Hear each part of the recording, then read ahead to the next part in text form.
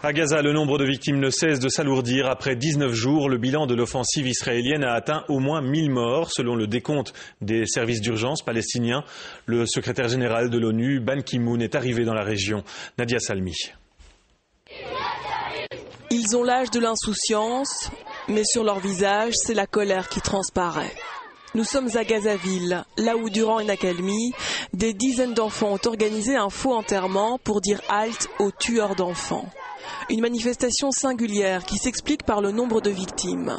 D'après le dernier bilan, les combats ont fait plus de 1000 morts palestiniens, parmi eux, au moins 303 enfants. Un chiffre qualifié d'inacceptable par l'UNICEF qui regrette qu'ils payent le prix d'un conflit qui n'est pas le leur. Un conflit qui rend la tournée du secrétaire général de l'ONU délicate. Cet après-midi, Ban Ki-moon s'est entretenu avec la reine Rania de Jordanie sur la situation à Gaza. Je suis véritablement triste quand je pense à tous ces civils tués, à ces milliers de personnes blessées qui souffrent à cause des combats. Des combats qui pourraient se terminer bientôt, d'après le ministre espagnol des Affaires étrangères, aussi en visite au Caire. Point de vue partagé par Bernard Kouchner, mais la guerre a des conséquences. L'Union européenne et Israël ont décidé aujourd'hui de faire une pause dans leur processus de rapprochement. Tension toujours plus forte donc, y compris dans les discours.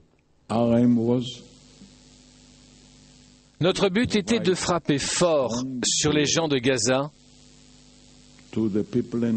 pour qu'ils n'aient plus du tout envie de tirer sur le peuple israélien. Bilan de cette 19e journée, 14 roquettes ont été tirées de la bande de Gaza vers Israël, mais ce n'est pas tout. 3 roquettes ont été lancées depuis le Liban, un épisode qui menace d'ouvrir un deuxième front dans la guerre de Gaza. Sachez aussi que l'avion médicalisé de la force aérienne transportant des enfants blessés à Gaza sera de retour ce soir vers 21h30 à Melsbrook. À bord 6 enfants palestiniens âgés de 2 à 18 ans, accompagnés d'un membre de leur famille. Et puis à noter ce nouvel enregistrement sonore attribué à Oussama Ben Laden. Le chef d'Al-Qaïda appelle à la guerre sainte pour mettre fin à l'offensive israélienne sur Gaza.